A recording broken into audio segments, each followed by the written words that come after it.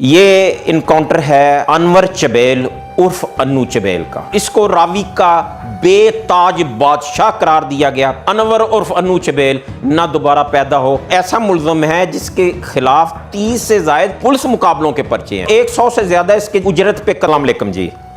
आज मैं एक पुलिस मुकाबले को डिस्कस करना चाह रहा हूँ या पुलिस मुकाबला मैं बयान करना चाह रहा हूँ जिसके बाद आबद बॉक्सर अब इनकाउंटर स्पेशलिस्ट आबद बॉक्सर बन गया।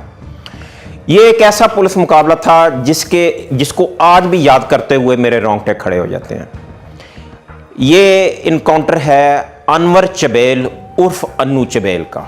ये चबेल फैमिली थी, ये उजरती कातिल थे और ये 7 भाई थे और इनके भतीजे, ये खुद, ये सब उजरत पे कत्ल करते थे। इनका ये था कि एक पार्टी से ये पैसे लेके दूसरी को मारते थे, दूसरी से लेके ये पहली को मार देते थे। और फिर उसके बाद ये जो मशहूर व मारूफ ख़ानदान जो कालू शाहपुरी और इस्तू नंबरदार ख़ानदान है, उस इस्तू नंबरदार को 4 गनमैनों समेत अनवर चबेल ने मारा। उसके बाद उनसे पैसे लेके आरफ हवेलियाँ वाला मारा। फिर आरफ हवेलियों वाले से लेके उसकी जो बीवी थी इस्तू नंबरदार की बुशरा और उसकी वालदा को मारा। इस तरह ये लोग उजरत पे काम करते थे और उजरत पे ये कत्ल करते थे पूरे पंजाब में। जब मैं महकमा पुलिस में आया तो एक अफसानवी किरदार मुझे सुनने को मिला, अनवर चबेल। तो मैंने हल्का हल्का इस पे वर्क करना शुरू कर दिया।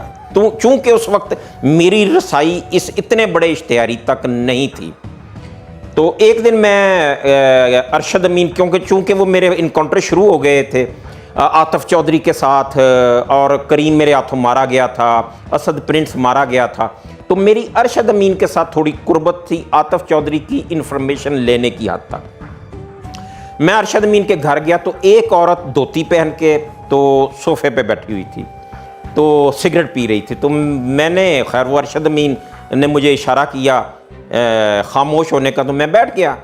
अरशद अमीन ने अलमारी से 5 लाख रुपया निकाला और उसको दिया जो उसने अपने दुपट्टे के साथ बांधा। और ये डायलॉग सुनने को मिला कि चौधरी तू खुशकिस्मत है, मेरे पुत्र ने आज तक पैसे वापस नहीं किए। तो वो चली गई। तो मैंने पूछा उससे कि अरशद अमीन से कि ये कौन थी। उसने कहा ये अन्नू चबेल की वालदा थी और अन्नू चबेल को 5 लाख रुपया मेरे मुखालफीन ने मारने का दिया हुआ था। मैंने अप्रोच कर लिया अनवर चबेल को, तो अनवर चबेल ने ये कहा कि मैंने पैसे वापस नहीं करने, ये मेरे प्रोफेशन के ख़िलाफ़ है। तो वो 5 लाख रुपया मैंने कहा मैं वापस कर देता हूँ। तो वो 5 लाख रुपया मैंने उसको वापस किया उसकी वालदा को। तो वो इस तरह ये डील वाहद अन्नू चबेल की जो उसने कैंसिल की। तो ये बताना भी ज़रूरी है कि अरशद अमीन को मारने के लिए आबद चौधरी के भाई आज़म चौधरी ने ये पैसे दिए।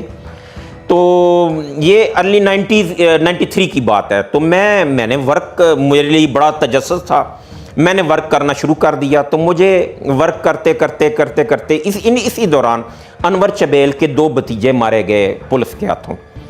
तो मेरे लिए और तजस्सुस बन गया। वो अखबारात में आया, अफसानवी किरदार अनवर उर्फ अन्नू चबेल के भतीजे, वो इतने कत्लों में मुलव्वस मतलूब थे, वो मारे गए।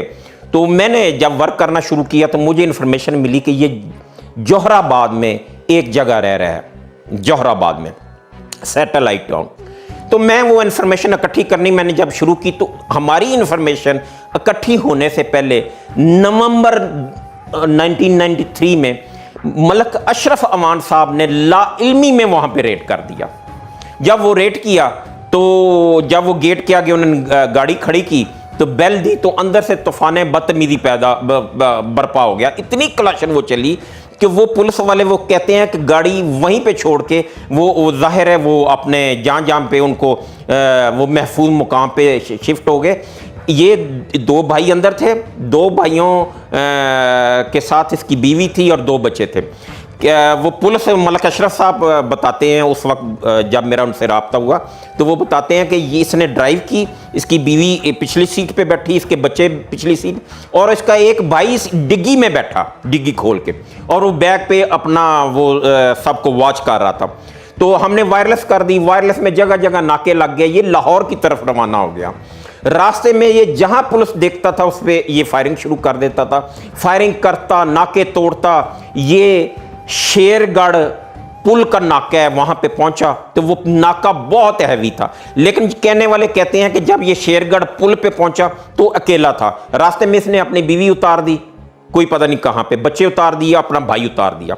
वहां से जब वो आगे से मज़ामत शुरू होगी तो ये इसने गाड़ी अल्लाहाबाद गालबन वो एक है जहां पे बेड़े खड़े होते हैं, वो दरिया है, वहां पे इसने गाड़ी खड़ी की, वहां से बेड़ा खुद खोला और वो क्रॉस करके और वो दूसरी साइड पे चला गया। और वो इलाका साहिवाल की वो जुरिसडिक्शन बनता है। उसके बाद ये थोड़ी सी बात बता दूं कि अनवर चबेल ने कोई इलाका ऐसा नहीं, कोई जगह ऐसा नहीं जहां पे उजरत पे कत्ल नहीं किए। इसका एक मुकदमेवार जो कि बाद में पकड़ा गया, फिर वो मर भी गया, तबई मौत अलबत्ता वो मरा, उसने दौरान तफ्तीश बताया कि हमने एक बंदे को मारना था साहिवाल, जहाँ पे उसने सुबह सहरी वक्त जाना था एक सफ़ेद गाड़ी पे मंडी। तो जब वो बंदा जाने लगा तो 3 बंदे और बैठ गए कि वो हमें भी, जैसे वो बंदा कहता है कि जी हमें भी साथ ले जाओ। तो मैंने, कहता है मैं अनवर चबेल के साथ था, तो मैंने अनवर चबेल को कहा कि जी हमने तो एक को मारना है, अब इन 5 बंदों में ड्राइवर समेत 4 और थे, तो वो बंदा कौन सा है अब हमें पता नहीं है। तो उसने कहा यार दोबारा कब हमें मौका मिलना है, तो हमने वो 5 मार दिए। और ये वो ऐसा मुल्ज़म है जिसके खिलाफ 30 से ज़ायद पुलिस मुकाबलों के पर्चे हैं और उजरत पे कत्ल, डकैतियाँ और बेशुमार जो रजिस्टर्ड इसका रिकॉर्ड निकला। अब आ जाते हैं जी असल स्टोरी की तरफ। हमें इन्फॉर्मेशन मिल गई मुल्तान के पास एक जगह कि ये वहाँ पे रहायश पजीर है। हम मसूद हसन साहब, मेरे राना मसूद हसन साहब मेरे एसपी थे, उन्होंने वो हमारे 3 अफसरान पे मुश्तमिल एक टीम बना दी। जब हम वहाँ पे गए तो हमें ये पता चला कि ये इलाके के एडिशनल एसएचओ के घर पे रुका हुआ है। खैर हमने वो रैकी वैकी लगाई और वो हम थाने भी बतौर फाइल गए, लेकिन वो हमें ये ना मिल सका। सेकंड, हमें 1 माह बाद फिर इंफॉर्मेशन मिल गई कि उसके साथ एक जगह वहाँ पे ये अब रहायश पजीर है। हम उसी टीम के साथ वहाँ दोबारा चले गए। तो वहाँ पे गए तो हम वहाँ पे जब हमने घेरा घर पे, तो एक अफसर ने कहा जी कि मैं राइट साइड से इसको घेरता हूँ, दूसरे ने कहा जी मैं घर के लेफ्ट साइड से घेरता हूँ। आखिर में मैं बचा हुआ था, मैं 3 साथियों समेत जब अंदर गया तो अंदर ये फिर नहीं था, वो भी हमारा रेड नाकाम हो गया। फिर हमें इन्फॉर्मेशन मिल गई कि इसने चूं के इलाके में किसी को कत्ल करने आना है। हमें गाड़ी का पता चल गया कि फलां गाड़ी पे इसने आना है।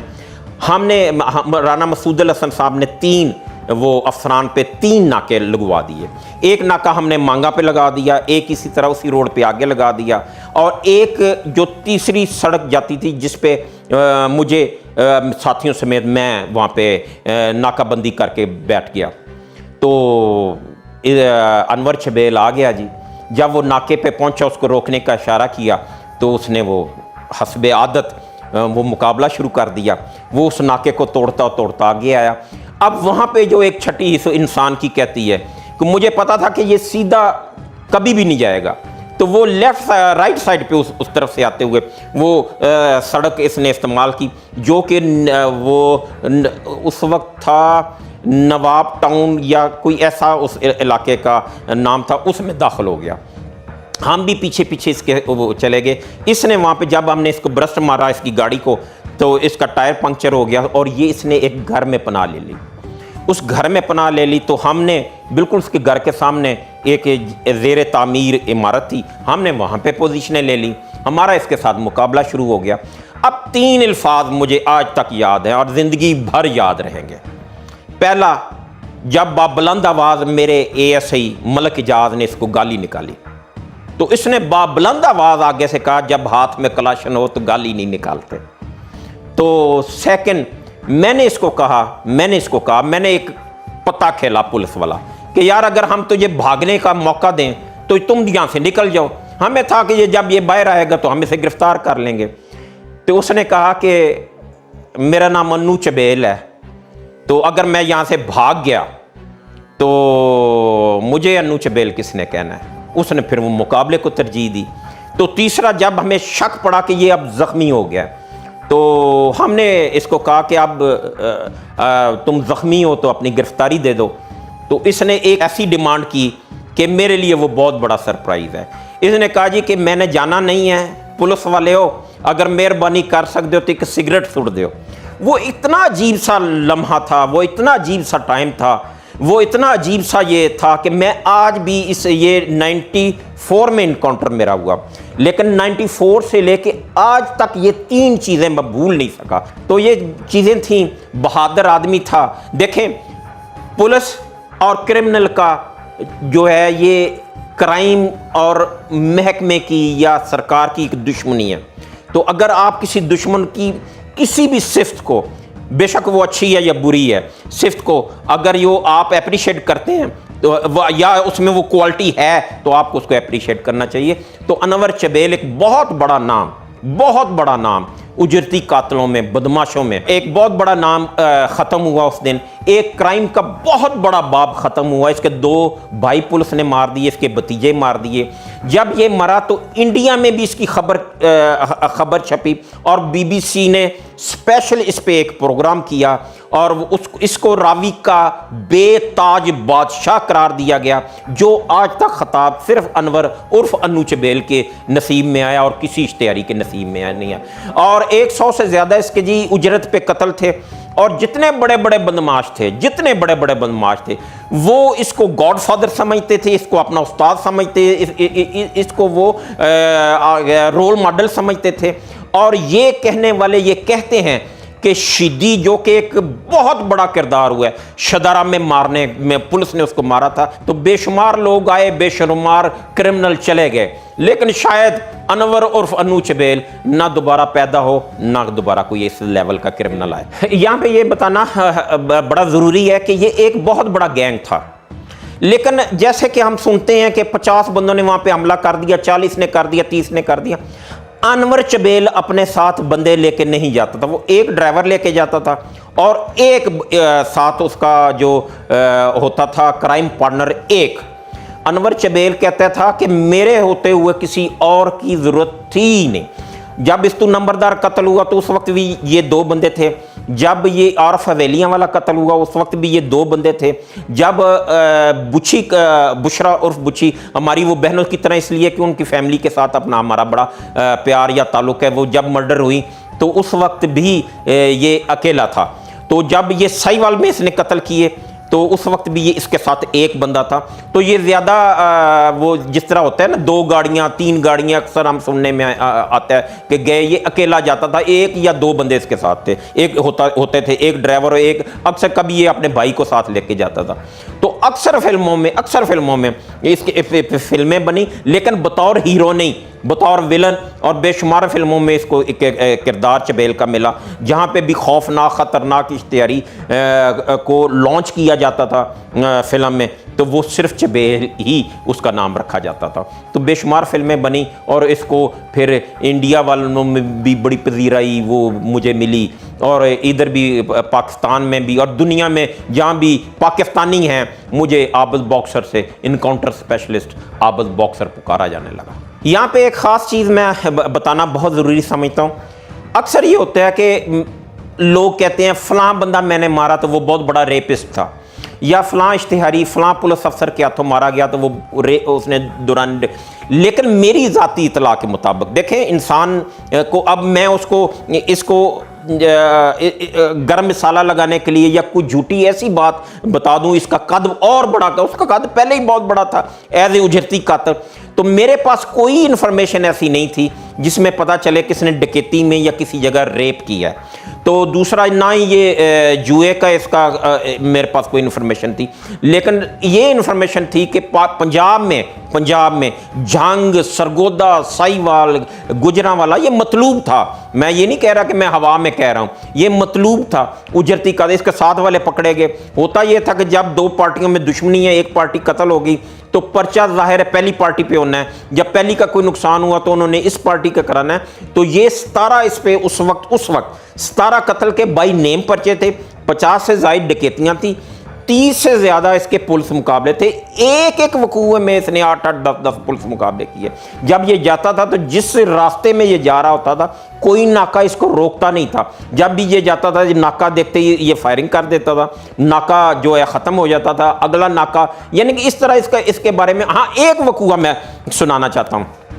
जब ये जोहराबाद से भागा तो ये वो मस्जिदों में ऐलान होना शुरू हो गया कि मस्जिदों में ऐलान होना शुरू हो गया कि एक कातिल है, एक बंदा है जो कि अपना इश्तिहारी है और पुलिस को मतलूब है और इंतहाई खौफनाक ख़तरनाक है।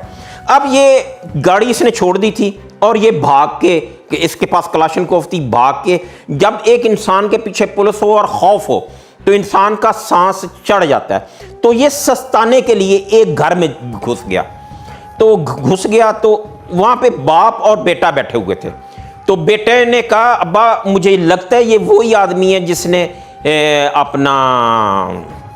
जिसका मस्जिद में ऐलान हो रहा है। तो बेटा भाग के गया तो अंदर से बंदूक उठा लाया।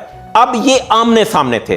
तो देखें इंसान की मौत किस तरीके से आती है या क्या बहाना बनता है। तो वालिद ने कहा बेटे को कि यदि लाते गोली मार दे, यानी कि इसकी टांग पे गोली मार दो। तो बेटा क्या कहता है कि अब्बा जी बंदूक में गोलियां नहीं हैं। तो ये सुनना था कि इसने चैम्बर मारा अपना कलाशन का, कोफ का, उसका एक एक बेटा था वो मार दिया। तो इस तरह के कई जुल्म फिर किसी वक्त आखिर में आके वो आपके लिए एक बन जाते हैं। एक तो देखें, एक दिन तो एंड होना है, क्राइम का एंड होना है। इतना बड़ा जर्ती करता है। दूसरी बात मैं ये कहना चाहता हूँ, देखें आबद से आबद बॉक्सर बना और आज तक मुझे पजीराई मिल रही है।